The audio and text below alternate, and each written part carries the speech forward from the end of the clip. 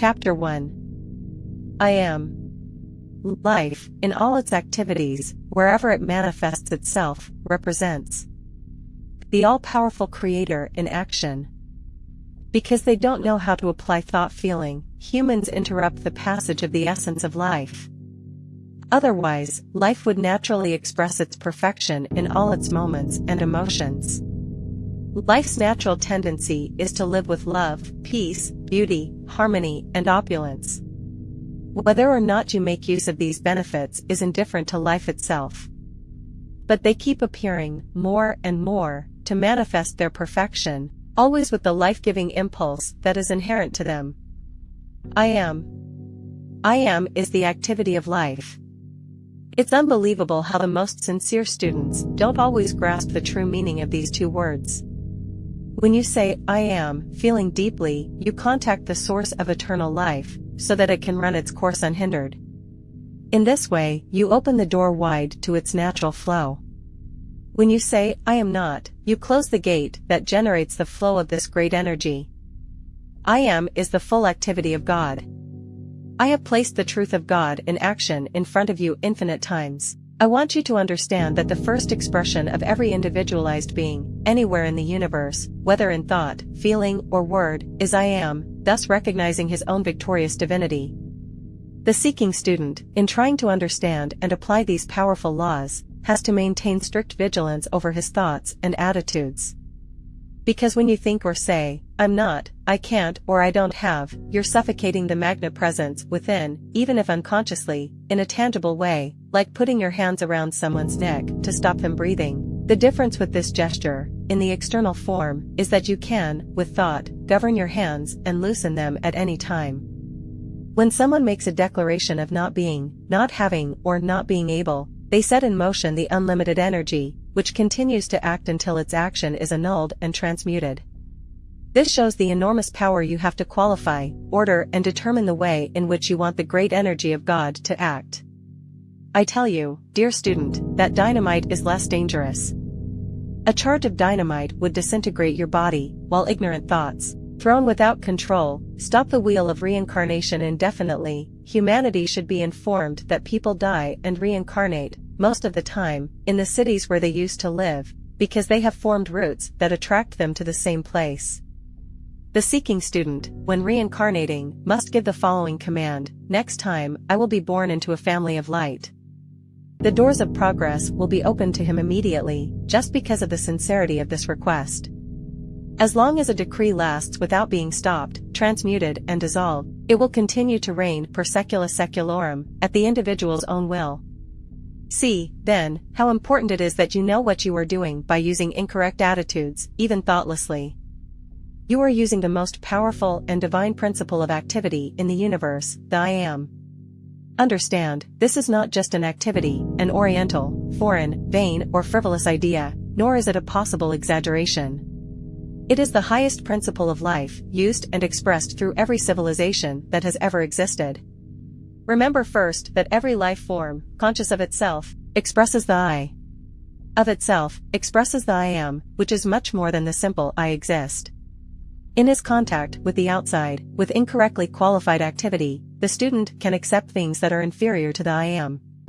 Beloved disciple, when you say, I am sick, you deliberately invert the perfection that the vital process contains. You are baptizing with something alien what the I am did not possess.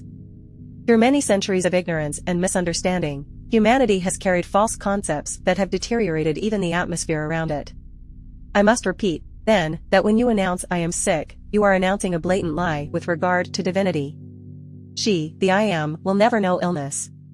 It is always full of health and life. I beg you, beloved student, in the name of the Father and Mother of all creation, the great Almighty Spirit who moves in all things visible and invisible, to stop using false terms in relation to divinity, because it is impossible for you to have freedom as long as you continue to use them. I will always insist that you truly recognize and accept the magna presence of the Creator Father Mother Son I Am, because then you will no longer have adverse conditions. I implore you, in the name of the highest of the high, that every time you find yourself saying that you are sick, poor, or in adverse situations, you instantly reverse this fatal condition by mentally declaring, with all the intensity of your I am, that you have health, opulence, happiness, peace, and peace of mind. Stop giving power to external conditions, people, places, tools, and things, because only the I Am has the power to recognize perfection in everyone and everywhere. When you think of the expression I Am, it means that you already know that you have the Creator, the Almighty at work in your life. Don't allow false assessments, conclusions, and words to continue to rule and limit you. Constantly remember, I am life, opulence, and truth, already manifested in me. Thus, remember this invincible presence, keeping the door open for it, the I Am presence, to show, in your external manifestation, all of its perfection.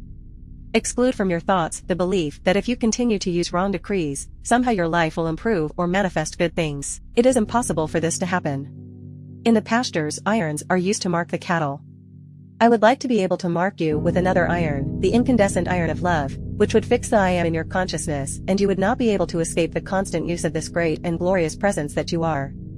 When any imperfect condition appears in your experience, declare vehemently that it is not true, that you accept only the presence of the Creator and His perfection in your life. Every time you accept false appearances, you cause them to express and manifest themselves in your life. This is a law that has been fully proven. Today, I grant it to you, in order to set you free. There is a belief among you that it is enough just not to believe in the ancient idea of witchcraft in order to be free of it. Witchcraft is nothing more than the incorrect use of spiritual powers. It is the inversion of powers used for good. Nowadays, witchcraft is employed by countless politicians, religious leaders, corporate and media entrepreneurs, celebrities, authors, singers and actors using qualified mental power to change, shape and implant behavior and opinions that are alien to the naturalness and perfection of all harmonious creation. If this force, used in the opposite direction by those in public, religious, and financial positions, were used in this positive way, it would not only liberate them, but also fill the political, religious, and artistic world with freedom and justice. Humans would live in a natural world, where the action of the one mighty Creator would predominate at all times. As happened with the great ancient civilizations, so it is today. Those who misuse the power of the mind absent harmony, incarnation after incarnation. I urge you to establish the following purpose. I do not accept or adopt conditions from another's environment or from anything around me that does not come from God, from good and from my I Am. You need to get into the habit of governing your energy. Sit down several times a day and calm down. Calm your outer being. This will allow you to supply yourself with the right energy. You will learn to order and control it. In order for it, your energy, to be calm, quiet yourself, facing the thoughts that arise in your mind and the feelings that predominate in your heart, raising them to the height of your I Am. The seeking student must be alert to recognize his own mistakes. They shouldn't wait for someone to point out their faults. But if they do, they should accept it with humility. He must examine himself and eliminate everything that is not perfect and harmonious on his path. The way to achieve this is by declaring that you have no habits that are not in total harmony with the Creator Source. Therefore, since I am a creation of the great and powerful perfect perfection, I am its perfect individual form. This thought brings universal existential liberation, which would be impossible to achieve in any other way.